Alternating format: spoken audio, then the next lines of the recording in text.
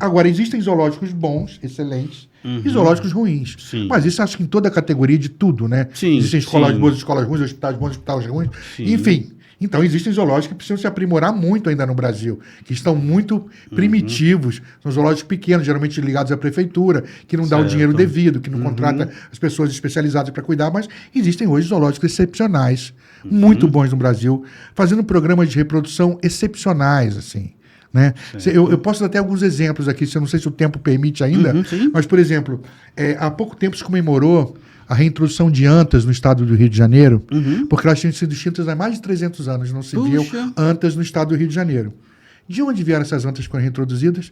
De zoológicos. Zoológico. Qual zoológico que mais contribuiu com, se não me engano, 6 ou 7 antas, porque eles têm um programa de reprodução de antas maior? O zoológico de Sorocaba, onde eu trabalhei por muitos Olha anos. que Então, interessante. essas antas foram reintroduzidas na natureza com sucesso, e ano passado nós comemoramos os 2 primeiros nascimentos dessas antas reintroduzidas que reproduziram Na em natureza.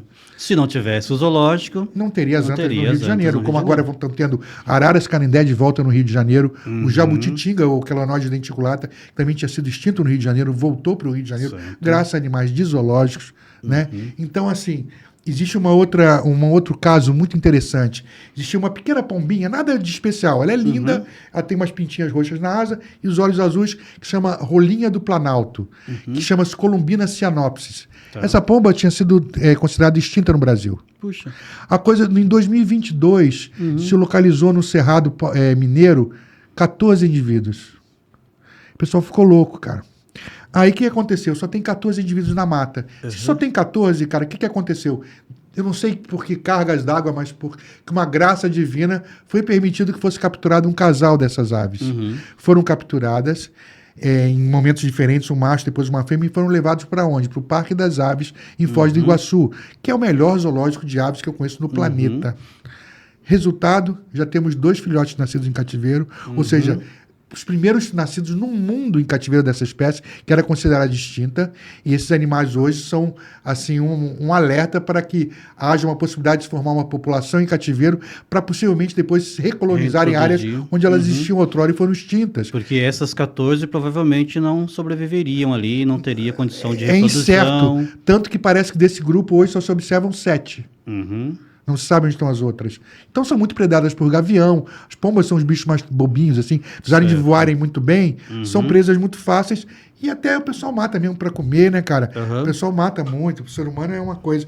Então, ter um grupo de animais desses em cativeiro, em zoológicos, os zoológicos funcionam como um centro, de uma certa forma, ter um acervo genético dessas espécies praticamente extintas, como foi o caso da ararinha azul, Cenopsis spix. Não voltou para o Brasil, estava extinta, voltou para o Brasil graças aos zoos da Alemanha e zoos da Arábia Saudita, que criavam essa espécie há muito tempo. Que já está sendo reintroduzida, Já está sendo no reintroduzida, ambiente né? delas mesmo. O próprio mutum de Alagoas, que é uma espécie de... É uma avezona grande, para quem não conhece, o mutum parece uma galinhona grande. O mutum de Alagoas, que é um mitu-mitu, ele tinha sido extinto em natureza. Só ocorre na região de Alagoas, no Nordeste. Endêmico de uma área de Mata Atlântica muito pequena. Foi criado por 2 criadores brasileiros, o Dr. Arpia, que é um gênio de criador de cracídeos, dono da Crax, que é uma empresa que só cria esses animais, e foi reintroduzido com sucesso de novo, depois de mais de 50 anos de extinto em natureza.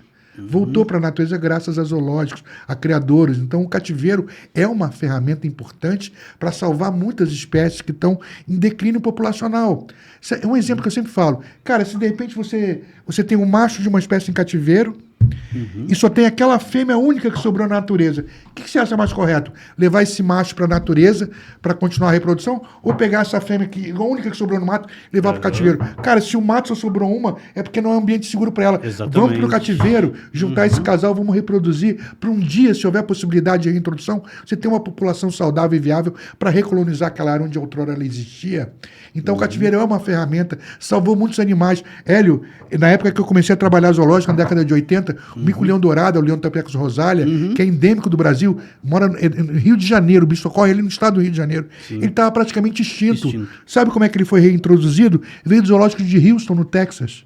Que tinha uma colônia enorme. E nem é nativo de lá, nativo não é, aqui do eles reproduziam Rio de lá há Janeiro. anos, tinham animais geneticamente viáveis, esses animais voltaram para a natureza E hoje nós temos mais de praticamente quase 1 milhão de micos leões Olha só. no Rio de Janeiro. Teve uma queda agora por causa da febre amarela, morreram alguns, mas a população está estável no estado do Rio de Janeiro, graças a zoológicos. Então, como é que tem gente falando mal de zoológico? O zoológico tem vários pilares. Educação ambiental, que é importante. Todos os outros têm equipe de educação ambiental para receber crianças, colégios, de ensinar como é interessante respeitar a fauna, respeitar o meio ambiente. Né? O outro pilar é reprodução de espécies ameaçadas de extinção. Um outro pilar é lazer também, para as pessoas que vão passear. Né? E muitas vezes o pessoal fala que é absurdo, o zoológico cobra para... Cara, tem que cobrar porque animal come, é caro. Pagar veterinários, biólogos, técnicos especializados é caro. E muitas vezes para um zoológico ter um programa de reprodução de uma espécie ameaçada, você tem que ter um elefante, tem que ter uma girafa, animais que as pessoas querem ver e pagar por isso, para custear esses programas do miquinho ameaçado de extinção, que ninguém dá a mínima, sabe? Então, os zoológicos tem que existir, tem que funcionar, tem que cobrar entrada. Ninguém está explorando ninguém, nenhum bicho.